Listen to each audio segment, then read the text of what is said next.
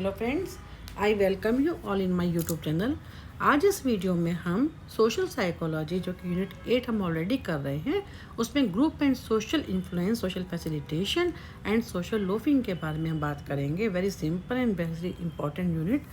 Group and social influence क्या होता है, हाउ ह्यूमन बींग्स, जैसे हम लोग जो हैं, हम कैसे लोगों से इन्फ्लुएंस होते हैं when we come to the contact of the other individuals, जिनकी जो है पीयर ग्रुप है या हम सोसाइटी में रहते हैं, कोई भी जो है अकेला रहना नहीं चाहता। तो उसमें क्या होता है, हम जिसके कॉन्टैक्ट में आते हैं, जिस ग्रुप के कॉन्टैक्ट में आते हैं, जिन लोगों के कॉन्टैक्ट में आते हैं, उनसे हमारा बिहेवियर कैसे इन्फ्लुएंस होता है, उसको हम क्या बोलते हैं, ग्रुप और social influence. Human beings are social creatures who do not live और act in the isolation. Our behaviors, attitudes, and performance are deeply influenced by the presence and action of the others. And this phenomenon को हम क्या बोलते हैं, is referred to as the social influence or group influence. It explains how individual thoughts, feelings and behaviour are affected by real, कैसे जो लोगों के thought system है ना, उनका फीलिंग है, बिहेवियर है, कैसे जो है आर इन्फ्लुएंस्ड बाय रियल, जो एक्चुअल में हमारे सामने लोग होते हैं, या हम जिनको इमेजिन करते हैं कि वो हमारे बारे में क्या सोचते होंगे, उसी के हिसाब से हम लोग क्या है बिहेव करते हैं। तो in social psychology, group influence plays a vital role in understanding how individuals perform, conform, cooperate or withdraw when part of a group. Two major phenomena studied under this are social facilitation and social loafing, जो आपके यहाँ पे syllabus में mentioned है। इनको हम detail में बात करते हैं कि क्या होता है सोशल फैसिलिटेशन, क्या होता है सोशल लोफिंग। सबसे पहले हमें मालूम होना चाहिए कि सोशल डेफिनेशन ग्रुप क्या है, सोशल इन्फ्लुएंस क्या होता है। उसके बाद हम नेक्स्ट पे आएंगे कि एक group is a collection of individuals who interact with one another, share common goals and have interdependence. And group influence क्या होता है, ये तो हमने बात की ग्रुप की। ग्रुप इन्फ्लुएंस क्या होता है, refers to the change in an individuals behaviour caused by the real or implied, जो एक्चुअल में है, या implied presence of other group members. In other words, when people are in a group, their behavior, जब हम group में होते हैं तो हमारा बिहेवियर क्या होता है, changes because they become aware of others opinions, judgments और presence. Example, a student may study harder in a study group but may feel lazy when studying alone. जब अकेला जो होता है उसका तरीका अलग होगा, लेकिन अगर हम ग्रुप में होते हैं तो हमारा तरीका हम ज़्यादा एक्टिवली करते हैं, क्योंकि हमारे को लगता है कि ग्रुप में काम ज़्यादा अच्छे से होता है rather than alone. Thus group influence refers to the impact of other people's presence, opinions और actions on an individual behaviour and performance. अब है टाइप्स क्या क्या सोशल इन्फ्लुएंस के। नॉर्मेटिव सोशल इन्फ्लुएंस यानी occurs when individuals conform to be like, जब हम normative कब होता है, सभी करते हैं कि हमें लगता है कि सभी लोग, हम जिस भी ग्रुप का पार्ट है या जहाँ पे हम लोगों के कॉन्टैक्ट में आते हैं, कि सभी हमारे को लाइक करें और हमारे को एक्सेप्ट करें। It leads to compliance, changing behaviour publicly but not necessarily privately.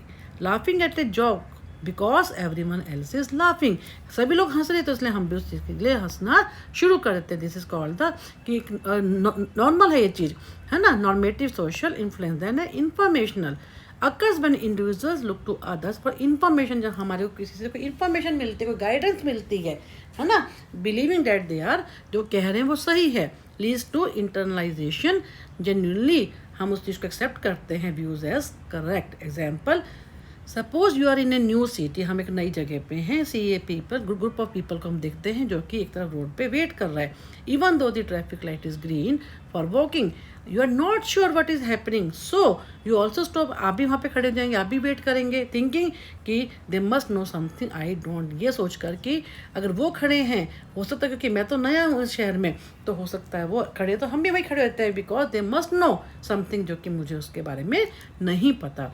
Then a referent social influence. What is referent? Based on identifying with or wanting to belong to a particular group or role model. ठीक है, हम ये क्या चाहते हैं, based on identifying with और wanting, हम चाहते हैं या तो हम होते हैं या हम उस चीज़ को हम चाहते हैं कि हम किसी ग्रुप को बिलोंग करें। पीपल अडॉप्ट बिहेवियर्स, वैल्यूज और opinions of admired group. Example, following the dressing style or opinions of a favorite celebrity or political leader. This is called the referent social influence. Forms क्या है social. अब हम यहाँ पे आ जाएंगे forms पे, क्योंकि मैं ना भी करवाती आपको कि सोशल इन्फ्लुएंस क्या होता है, ग्रुप इन्फ्लुएंस क्या होता है, बट मैं चाहती थी कि आपको, क्योंकि this is also part of your UGC syllabus, so I wanted you to have full complete knowledge of that particular concept, ताकि आपको एग्जाम में अगर कुछ भी आता है तो you should not be confuse और आप एकदम रेडी होके जाएं कि ग्रुप इन्फ्लुएंस क्या होता है, सोशल इन्फ्लुएंस क्या होता है। अब जो है तो इम्पॉर्टेंट फॉर्म्स क्या होते हैं, social facilitation and social loafing. What is social facilitation? Social facilitation refers the tendency for people to perform tasks differently in the presence of the other. Facilitate का मतलब ही क्या, किसी की हेल्प करना। हम अकेले होते तब नहीं, बल्कि हमें किसी की प्रेजेंस होती है, उससे हमारे को क्या हेल्प मिलती है, कैसे हमारा जो टास्क होता है वो बेटर होता है, डिफरेंट तरीके से होता है। द परफॉर्मेंस कैन इधर इम्प्रूव, या तो परफॉर्मेंस क्या हो जाएगी, इम्प्रूव हो जाएगी, और डिटेरियोरेटेड, ठीक है, डिपेंडिंग ऑन द टाइप, किस टाइप का टास्क है और हमारा जो है स्किल लेवल क्या है। अब क्या है इसके बारे में कि हिस्टोरिकल बैकग्राउंड क्या है। नॉर्मन ट्रिपलेट ने 1898 में एक एक्सपेरिमेंट किया था सोशल फैसिलिटेशन पे। उन्होंने क्या देखा कि जो साइकिलिस्ट थे, जो साइकिल चलाने वाले थे, वो जब अकेले थे उनसे ज़्यादा तेज जो थे, जब उन्होंने तब साइकिल चलाई जब वो ग्रुप में थे, जब बाकी लोग उनके साथ थे।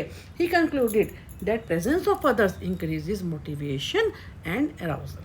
रॉबर्ट ज़ेज़ोंग ने क्या कहा 1965 में, develop the drive theory of facilitation to explain why performance sometimes improves and sometimes worsens. फिर है, अब इसके बारे में हम करेंगे कि ज़ेज़ोंग ने जो ड्राइव थ्योरी दी थी या मेयर प्रेजेंस थ्योरी दी थी 1965 में, वो क्या कहती है अबाउट सोशल फैसिलिटेशन। ज़ेज़ोंग की ड्राइव थ्योरी है 1965 में, एक्सप्लेन हाउ द प्रेजेंस, क्योंकि इसका नाम ही क्या है, मेयर प्रेजेंस थ्योरी या ड्राइव थ्योरी, क्या कहती है कि how the presence of others affects the persons performance. Simple, अगर कोई सामने हमारे कोई है, उसकी प्रेजेंस से ही हमारी परफॉर्मेंस पे फ़र्क आता है। According to Robert Zajonc, when other people are around, हमारा जो लेवल ऑफ अराउजल होता है, अलर्टनेस, एनर्जी क्या होती है, वो बढ़ जाती है। हम उस काम को और भी अच्छे से कर पाते हैं, क्योंकि हमें लगता है कि हमारे सामने कोई ना कोई है। And this arousal makes us perform our dominant response, the behaviour we are most likely to do. If the task, अगर टास्क बिल्कुल सिंपल है, वेल प्रैक्टाइज्ड है, the dominant response is usually correct, so performance क्या होती है, improve होती है। However, अगर टास्क डिफिकल्ट है, नया है, तो डोमिनेंट रेस्पॉन्स क्या होगा, is likely to be wrong, so performance क्या हो जाएगी, हमारी वर्सन हो जाएगी obviously. And this presence of others के बेस पे क्या होता है, हमारा अराउजल होता है, उससे हमारा better performance on easy task. लेकिन पूरा कहाँ पे होता है, जब पे हमारा डिफिकल्ट टास्क होता है, अगर क्योंकि हमको लगता है कि बाकी अगर कोई हमारे सामने है, अगर हमें वो टास्क आता है, हमें ईजी लगता है, तो हम उसको परफॉर्म कर पाते हैं। थोड़ा मुश्किल टास्क होता है, नया होता है, तो उसमें क्या होता है, हमारी परफॉर्मेंस क्या होती है, पुअर। क्या दैट इज़ डिफिकल्ट टास्क, जिसमें हमारे को लगता है कि हम वो चीज़ नहीं कर पाएंगे। Example, an expert in any field perform better. अगर कोई किसी चीज़ का मास्टर है, तो आराम से वो ऑडियंस के सामने उस चीज़ को परफॉर्म कर पाएगा। जबकि बिगिनर कोई होगा जो कि नया है, पहली बार आ रहा है, तो ऑब्वियसली ही में मेक मिस्टेक्स, क्योंकि वो उसके लिए टास्क नया है, डिफिकल्ट है, पहली बार परफॉर्म कर रहा है, तो definitely he will commit the mistake, या उसको एटलीस्ट वो शाई भी फील करेगा, थोड़ा उसमें उतना ज़्यादा वो अपने आप को एक्सपोज नहीं कर पाएगा। तो ये क्या होता है कि कई बार क्या होता है कि दोनों की जो प्रेजेंस होती है, उसी से हमारा अराउजल होता है। अगर बेटर परफॉर्मेंस भी हो सकती है, उसमें बुरी भी हो सकती है। बेटर जब होगी जब उस के लिए, उस टास्क के लिए हम नोन टू होंगे, एक्सपर्टीज़ होगी हमारी। अगर कोई नया टास्क होगा, डिफ़िकल्ट टास्क होगा, तो ऑब्वियसली हमारी जो परफॉर्मेंस होगी वो पूरा हो जाएगी, या हमसे गलतियाँ होंगी। अदर थियरीज कौन कौन सी है, इवेल्यूएशन एप्रीहेंशन थियरी, कॉट्रेल ने दी है 1972 में। इन्होंने क्या कहा कि Cottrell suggested that it is not just the presence of other, इन्होंने क्या कहा कि ऐसा नहीं है कि it is not just the presence of others that affects our performance, but the fear of being, लेकिन हमें एक डर भी होता है बीइंग जज्ड और इवेल्युएटेड बाय देम, कि वो लोग हमारे में क्या सोचेंगे, हमारे बारे में क्या जज करेंगे। व्हेन पीपल थिंक अदर्स, जब हमें ये लगता है कि लोग हमें ऑब्जर्व कर रहे हैं, अब ओपिनियन बना रहे हैं हमारे बारे में, they become more alert and self conscious, and this increases arousal which can इधर हेल्प और harm performance depending on the, हमारा कितना कॉन्फिडेंट है हम लोग, कितने हम स्किल्ड हैं। For example, a student may perform better when praised by teachers but worse when afraid of being criticise. अगर कोई टीचर उसको प्रेज करता है तो ऑब्वियसली उसकी परफॉर्मेंस अच्छी होती है, लेकिन उसको डर भी लगता है। अगर कोई किसी ने उसको क्रिटिसाइज कर दिया तो उसको लगता है अब क्या होगा, उसका जो कॉन्फिडेंस लेवल होता है वो क्या होता है, लो हो जाता है। डिस्ट्रक्शन कॉन्फ्लिक्ट थ्योरी जो कि बैरन ने दिया 1986 में। According to this theory the presence of other divide our attention, we focus partly on the task and partly on the audience. हम कुछ तो टास्क पे करते हैं ऑब्वियसली, और कुछ हम क्या करते हैं, ऑडियंस पे करते हैं। दस डिवाइडेड अटेंशन क्या होता है, causes a conflict that increase arousal.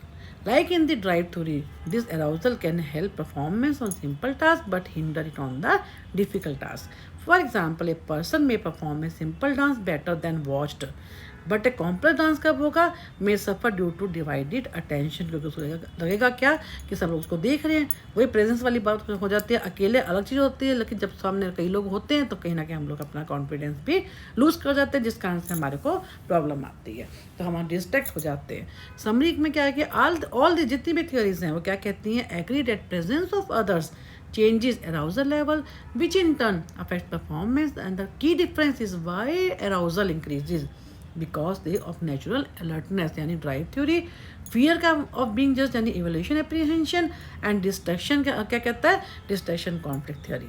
तो ये हमने क्या किया, मैंने आपको समरी भी दे दी ताकि आपको जो है इजीली आप उसको पढ़ सकें, आपको समझ में आ जाए। नेक्स्ट कंसेप्ट है social loafing. What is social loafing?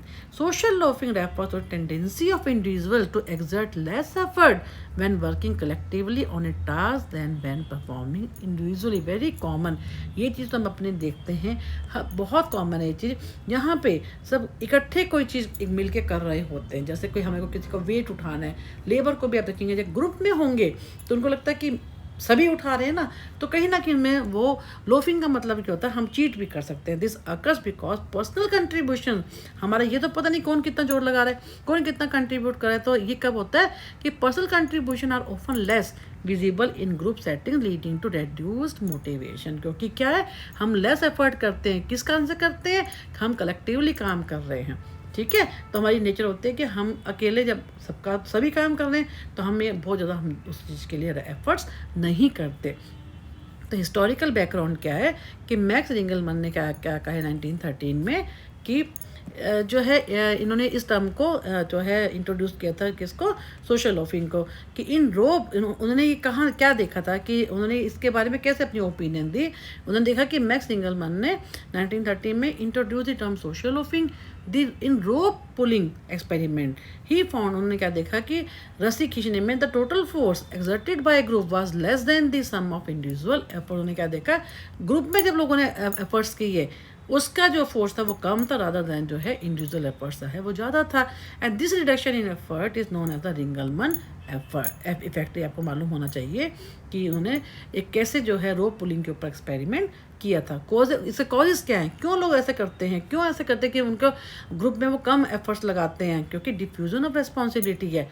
Each member feels less personally accountable. उनको सबको लगता है कि ग्रुप है ना, कि मैं को लगता है कि सिर्फ मैं ही क्यों करूँ, बाकी भी तो कर रहे हैं। तो when people work in a group the responsibility for the final outcome is shared among all the members and this makes each person feel less personally accountable for success or failure.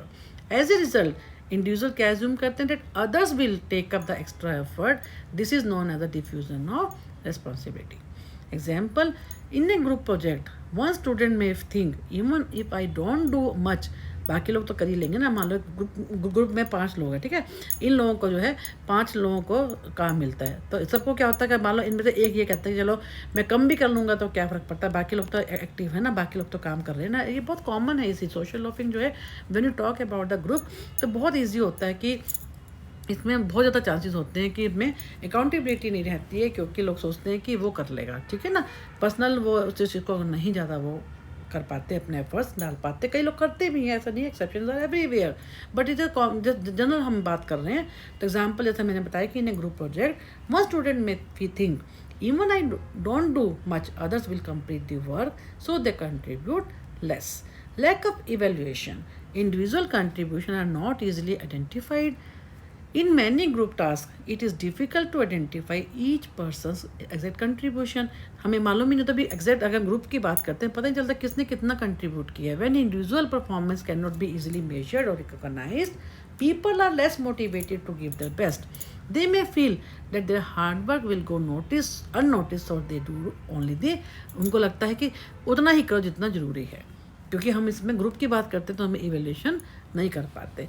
Example, in a team presentation where marks are given collectively, members में feel pressure उसमें क्या वो क्या करते हैं, उनको लगता है ना कि भाई उनको लेस रहेगा क्योंकि सभी को इक्वल मार्क्स मिल रहे हैं, एक टीम में काम चल रहा है, तो members are may not feel pressure to perform individually क्योंकि ग्रुप में काम चल रहा है. Free rider effect, some members reduce effort assuming others will do the work. Some members intentionally take advantage of the group setting. They know that others will work hard to complete the task, so they deliberately reduce their own effort. These people are also called the ऐसे लोग हम क्या कहते हैं, free rider. Free में बड़ा common है, नाम से मालूम हो रहा है, उनको लगता है हम तो फ्री में यात्रा कर रहे हैं. क्यों? बाकी लोग कर तो रहे हैं, हमें क्या जरूरत है उसमें एफर्ट डालने की. जैसे इन a team of 5, 1 person does almost nothing but still enjoy the same grade or reward as others. Very common example. फिर sucker effect. Hard-working members reduce their effort to avoid being exploited. अब जो hard working member होते हैं वो क्या करते हैं, reduce their effort to avoid being, उनको लगता है कि हम ही क्यों काम करें. ऐसे लोग भी जो ग्रुप में होते हैं जैसे कि वो बहुत हार्ड वर्किंग होते हैं, बहुत मेहनती होते हैं, बहुत इंटेलिजेंट होते हैं, बट वो भी अपने एफर्ट को कम कर देते हैं ये मानकर कि जब बाकी लोग भी तो हैं उसके अंदर तो हम ही क्यों अपने आप को एक्सप्लॉइट करें. Sometime hard working members notice that others are not contributing to avoid feeling exploited or like a sucker. They also reduce their effort, and this creates a chain reaction where everyone works less than their full potential. Example, if one or two group members realize others are lazy, they stop putting in effort to avoid being taken advantage of. तो मैं आपको बहुत अच्छे इसलिए आपको बता रही हूँ डिटेल में, आपको मालूम होना चाहिए व्हाट इज सकर इफेक्ट. ठीक है ना, आपको इसलिए इससे ज़्यादा डिटेल में हम कोई भी नहीं आपको करा पाएगा. बहुत डिटेल में आपको मैं कवर करा रही हूँ आपका सिलेबस कि, और इसी में से ही आएगा, इसके बाहर आपका यूजीसी का एग्ज़ाम नहीं आएगा. तो अब जैसे reduce motivation due to group size, obviously जैसे ग्रुप का साइज बढ़ता है तो likelihood of social loafing also increases, क्योंकि हम लेस मोटिवेटेड हो जाते हैं. In large groups individuals feel less visible and less important and coordination becomes harder. People क्या बिलीव करते हैं that their efforts has little impact on the result, so they lose motivation. Example, in a group of 10 people working on a project, each person may feel that their part is too small to matter. तो इसमें क्या होता है, reduce motivation हो जाती है, क्योंकि उनको 10 लोगों का ग्रुप है तो हर आदमी ये सोचता है कि each person may feel that their part is too small to matter. Lack of coordination. In some groups, members may genuinely try to contribute, but due to poor communication, lack of coordination, lack of planning, their efforts are not well coordinated. This makes people feel extra effort is wasted or unnecessary, leading to reduced participation. जैसे if everyone works on the same section of a report, अगर सभी एक particular section पे काम करें report के, nobody organizes the work, members may lose interest and stop pulling in effort. Perceived inequality or unfairness. When individuals feel that others do not equally match their effort, they may purposely reduce their input to restore a sense of fairness. And this occurs because people want some, हर कोई चाहता है equity चाहता है, they don't want to do more work. हर कोई चाहता है कि हम एक दूसरे के बराबर काम करें. Then others who get the same, क्योंकि सबको रिवॉर्ड तो सेम ही मिलना है. If one employee sees that lazy colleagues are paid the same, अगर किसी को लगता है कि जो लोग बिल्कुल भी काम नहीं करे, जो बिल्कुल लेजी हैं, उनको भी सेम अगर मिलता है ना, ये आर पेड द सेम, तो वो भी क्या करेंगे, दे में ऑल्सो स्लो डाउन. दे वो उनको लगेगा कि हम भी इतना काम क्यों करें, या हमारे को भी उतना ही मिलना जितना उनको मिलना है, तो हम क्यों ना काम कम करें. ये है सोशल लोफिंग. आम बात है ग्रुप लोफिंग. लो इन्वॉल्वमेंट और कमिटमेंट टू ग्रुप गोल्स, यानी if group members do not feel emotionally connected, है ना, अगर आपस में अटैच ही नहीं है or personally responsible for the group's goals, their motivation decreases and they may see the group's success as unimportant and unrelated to their own personal values. Example, a team member who does not care about a company's mission will contribute less to group. जो ऐसा जो attach ही नहीं है, वो emotional attach ही नहीं उस company के साथ, तो क्या करेगा, वो लेस करेगा कंट्रीब्यूट टू ग्रुप प्रोजेक्ट्स में. लैक ऑफ मीनिंगफुल रिवॉर्ड्स, यानी when people feel that the rewards will not be rewarded, उनको लगता है जो कितना भी काम कर लेंगे उनको रिवॉर्ड नहीं किया, उनको रिकॉग्नाइज नहीं किया जाएगा, they are less likely to work hard. Without personal benefit और acknowledgement motivation naturally declines. Example, in a volunteer group where no one receives appreciation or feedback, members may stop showing up regularly। फिर है cultural and personal factors क्या हैं, यानी individual, अगर हम जैसे अगर कल्चर की हमने पहले भी बात की कि इंडिविजुअलिस्टिक कल्चर की हम बात कर रहे हैं, people often focus on the personal achievement, खुद के बारे में। So if group outcome do not highlight individual contribution, loafing क्या होगी, ऑटोमेटिकली बढ़ेगी, ठीक है ना। फिर पीपल विद लो कंसाइंटियसनेस, यानी केयरलेस हैं, अनऑर्गेनाइज पर्सनैलिटीज़ हैं, are more likely to loaf, क्योंकि जो ऐसे लोग होते हैं जो मेहनती नहीं हैं, लो कंसाइंटियस होते हैं, है ना, केयरलेस हैं, अनऑर्गेनाइज्ड हैं, इस टाइप के लोग का सबकी इनकी टेंडेंसी क्या होती है कि हम जो है काम क्यों करें, are more likely to loaf compare to those who are self discipline, क्योंकि पर्सनैलिटी उनकी ऐसी है, ठीक है।